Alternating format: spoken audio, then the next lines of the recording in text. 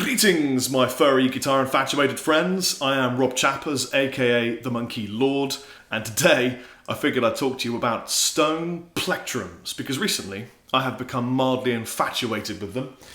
Here are 3 stone picks, and I guess the question I'm kind of asking myself on video to you is, are they worth it?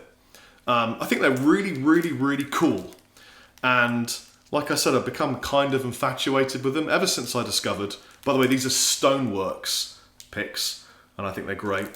But recently, I discovered that you can buy dinosaur picks, as in Stoneworks and other companies that make stone plectrums will sell you a pick that's made from fossilized dinosaur bone, which I think is absolutely amazing. I know that PRS have had mammoth tooth inlays in some of their guitars, which I think is also very cool. But dinosaur bone? I mean, I am dinosaur obsessed. For me, this would surely be the ultimate plectrum of choice. But then, I thought, what happens if I get out of my car, as is often the case, and get my keys out to open my front door, and I drop a pick on the floor? Is it going to smash? Am I going to lose a 50 English sterling plectrum on the floor in pieces because it's made of stone? I don't know. And it really concerned me. I guess it's a case of tone versus breakability. So first of all, I thought I'd play a few of them for you just to give you an idea of whether they sound any different to a normal pick. And I've got one of my standard signature gravity picks, and I've even got one of my buddy Rabir Massad's Hawk signature picks.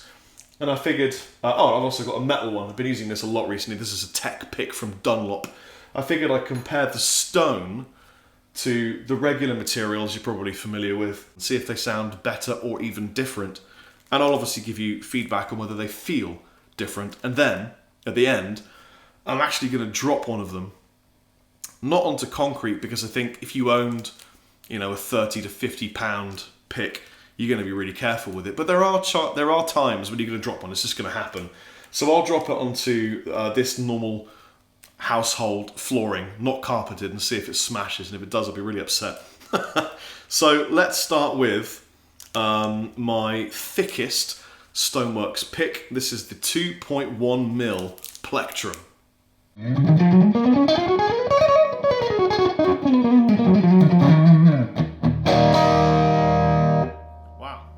Straight away, it's quite grippy because it's really highly polished, and just the natural grooves in your fingertips want to stick to the stone, which is a nice feeling. By the way, Stoneworks have no idea I'm making this video. This has nothing to do with any kind of affiliation with any company. It's nice and thick, feels good. I'm using Postmodern Journeyman Custom Shop Fender Strat. I'm into a Rockaverb Mark II. I've backed the gain quite all the way off, but it's pretty loud.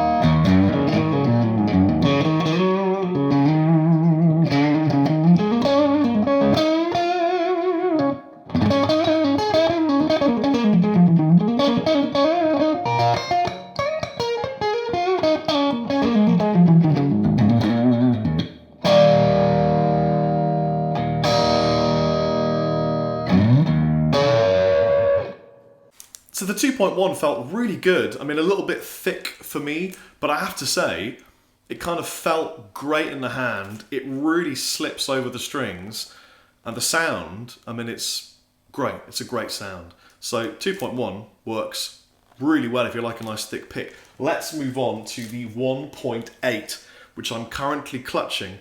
It looks like a beautiful night sky in No Man's Sky, which I am completely addicted to and maybe have a problem with.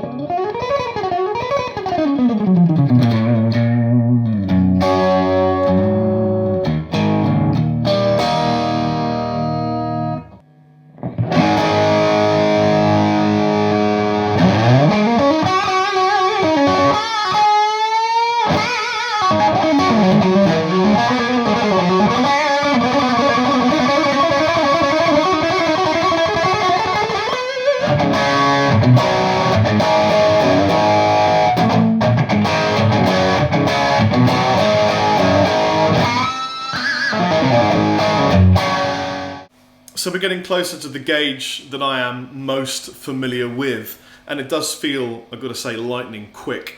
Just taking a look at the pick, it doesn't seem to be in any way marked, and the strings seem a little tiny, these are brand new strings, a little tiny bit scuffed, but nothing kind of out of the ordinary that you'd expect. So, good pick. So lastly, I've got a 1.9, and this one looks beautiful. It looks like a cloud over a planet I recently named Monkey Lord Land.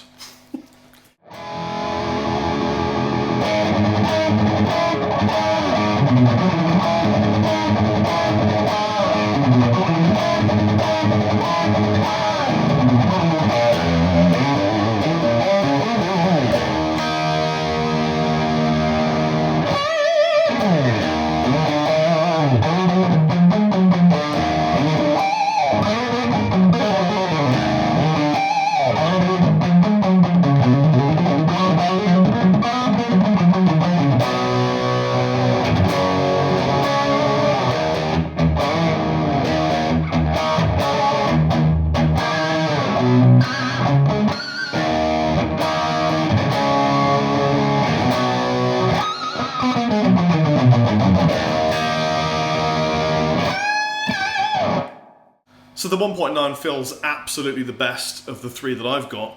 I'm beginning to think this might just be a gauge thing.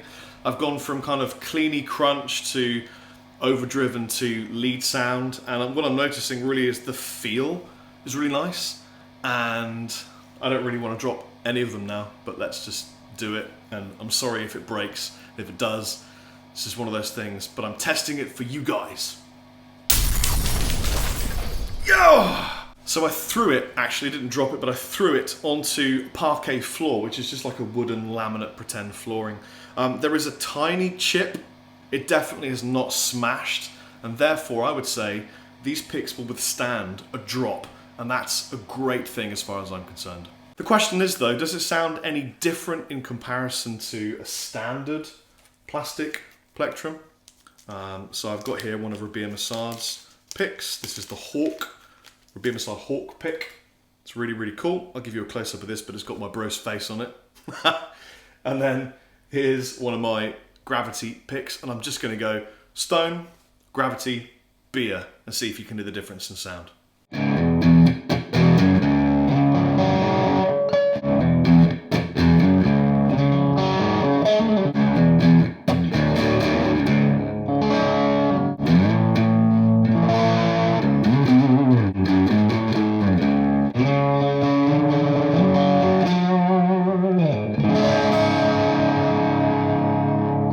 So there you go, just a bit of fun really. I mean, it's entirely up to you whether you prefer the sound or don't prefer the sound, and I don't know whether I came to any particular conclusion other than the fact that the Stone picks feel really nice, and that's a great thing because sometimes it's the feel that makes you play in a certain way.